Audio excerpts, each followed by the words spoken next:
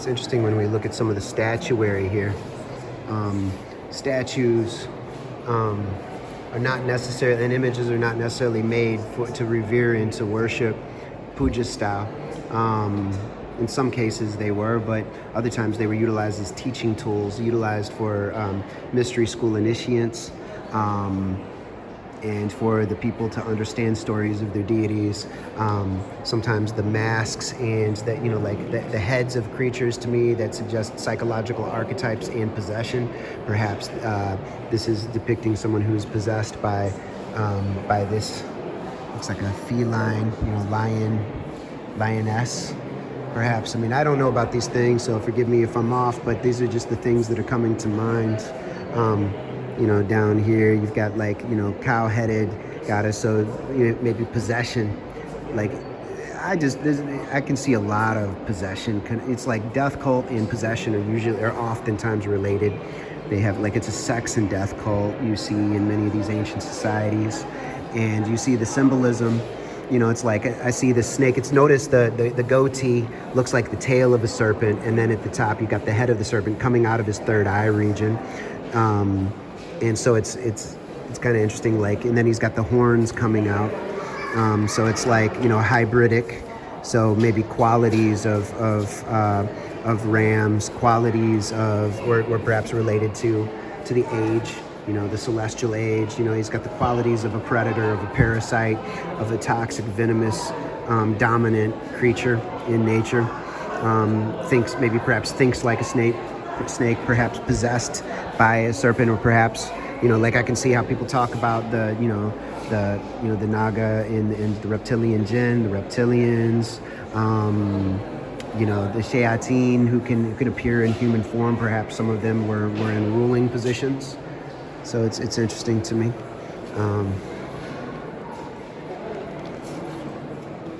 So when you see the head with and also masking is related to possession rituals and to initiations. And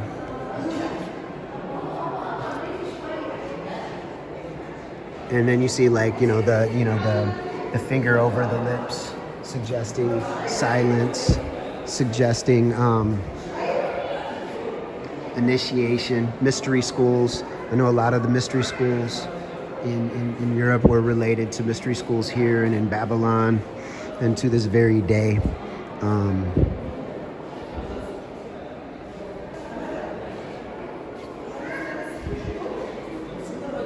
Very strange rituals. I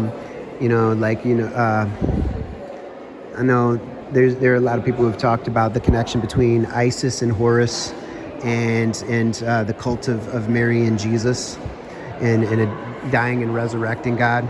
You can clearly see the connections there, and this is also related to some other dying and resurrecting gods and mothers and trinities throughout the Near East, ancient Canaan. Often there would be blood cults involved. Like the eating of flesh, human flesh, or the flesh of the gods, drinking of human blood, child's blood, the blood of the gods. And it just continues on, and it's often threaded through or overlay, or it's often overlain. They will often take mystery school overlays onto the prophetic tradition to try to hide the prophetic tradition. So anyway, if you've got any insights, I'm always looking to learn, to grow. It's interesting, the whole masking. Symbolism, snakes and vultures. I know people talk about, that's related to the symbolism of the upper and the lower, lower Egypt, and the kingdoms coming together as one. But I think there's more to it than that.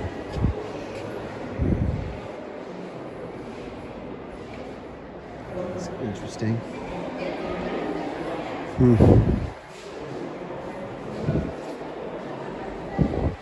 Interesting to think with.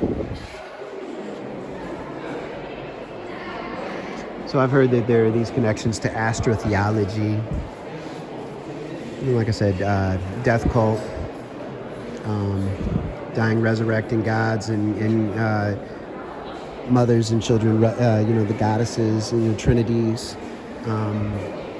sacred cannibalism, sacred vampirism, reptilian imagery is very thick, very heavy.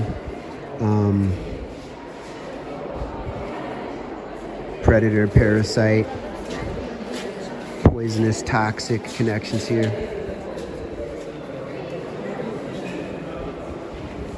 It's very weird. It's very weird to kind of walk around here. There's an energy here, because there's so many mummies and coffins. It's basically like you're in a graveyard. Like it's a different kind of graveyard, but that's what it is. And it was, like often robbed by bandits and pirates, looted. There's some strange things.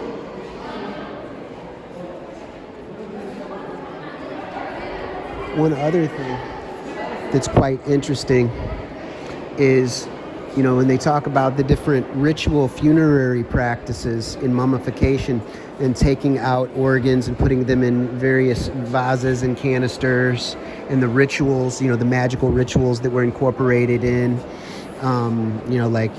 they put like the various, in these kind of canisters, they would put in organs and then they would, anoint the body with oils and perfumes and whatnot, and then wrap the bodies and bury them within caskets, and tomb. And then in the West, we've got some really bizarre funerary practices there, where they take out the blood, and they take out they take out things from the gut cavity, and they're basically defacing the body in some very strange ways that make no sense to me, because then they're going to they're going to put embalming fluid in a body and then put it in an airtight casket and then bury it. This is very bizarre and counterintuitive, and doesn't make sense to me except within a ritual context, and something else is going on. It doesn't make sense to me.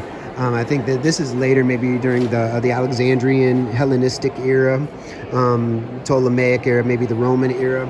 Here you've got funerary death masks, I believe, in paintings, of what they look like at death or near death, and put onto the mummy like wrapping to put into catacombs, or some kind of sarcophagus. It's interesting, like the whole funerary rites and rituals. These are religious rituals, and they hold significance, and it's worth looking into. But it's amazing the efforts that people are putting into, since ancient times until now, putting into death, and then and the transition from this world, very sophisticated and very occultic. Some rituals very creepy. I'm not as bothered by cremation as some people are, but I remember it really freaked me out when I heard that during cremation, in some of the rites performed in India to this day, it's like that when the body of a father or mother is being burned, that the eldest son will take a stick and have to smash the skull to release the soul, or something along those lines. And that's very disturbing. And I don't know if that's actually completely accurate. I've never really studied death rituals. It's just not been priority to me. But this is all in your face. So I'm just thinking aloud, things that I picked up from things I've read, documentaries I've seen, things that I've started to contemplate.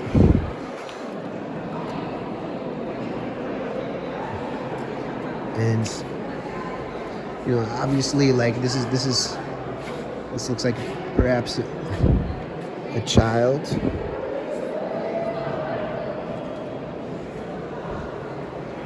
It looks like it might be wrapped partly in papyrus, partly in linen.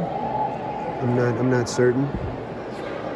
It's got, looks like, I believe that's Anubis. It's like related to death and judgment, I believe.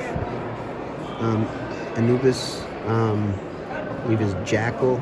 So he's got the priest would be perhaps possessed by the jackal deity,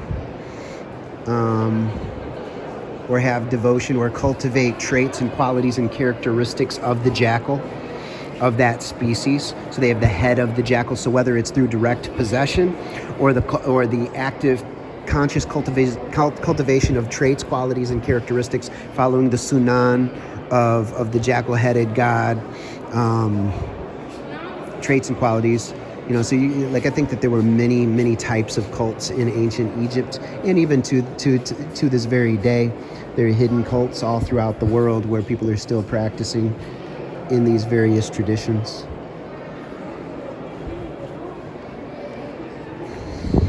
There's a strange energy here. This is not an ideal place for me to be hanging out, but this is where Allah wanted me to come here. So, I was directed in this direction. So checking it out and thinking with it, perhaps some insights shall arise. Maybe you're going to share some interesting comments to think with, inshallah. So this says, this is from the 2nd century AD, or of the current era, from the Roman period. This well-preserved female mummy case shows how painted portraits were incorporated in the case. She is called the Golden Girl, not only because of the gilding, but also because her jewelry is dazzling. The mummy case is decorated with traditional scenes from Egyptian mythology. A winged goddess protects the mummy, and below, the god Anubis supervises the mummification process. So it's very, very sophisticated, very detailed. A little girl.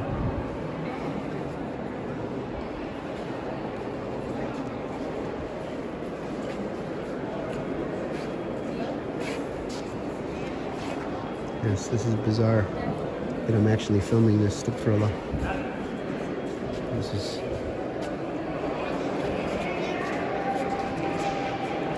It's important to think about these things. I never needed to before, but perhaps there's something important that's going to arise from this. There's Anubis again. Anubis. You can see the distinct Mediterranean features as Egypt becomes more mixed with the Mediterranean peoples and the Near Eastern peoples, the Semitic peoples. See changes, very Hellenistic. Looks like headdress or wreathing. It's interesting. I mean, the portraiture is beautiful. I mean, there's so much beauty. This goes without saying, but it's strange. I'm not sure what to make of it all.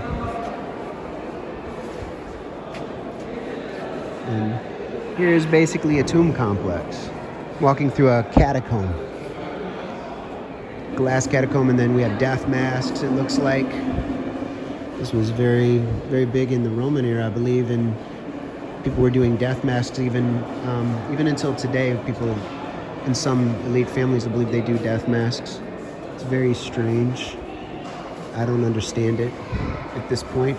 It's a bit disturbing. I'm a simple man.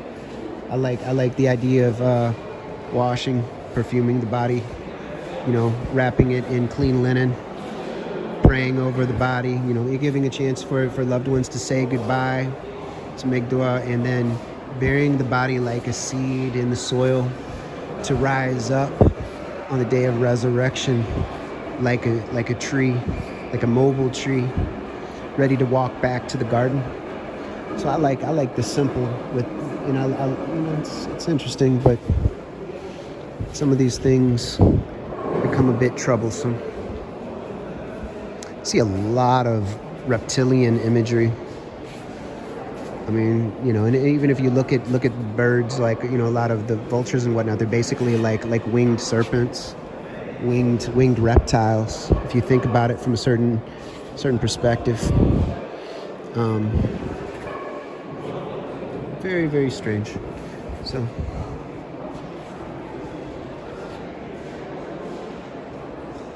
funerary masks and tombs. It's a catacombs of sorts. Till next time. Assalamu alaikum.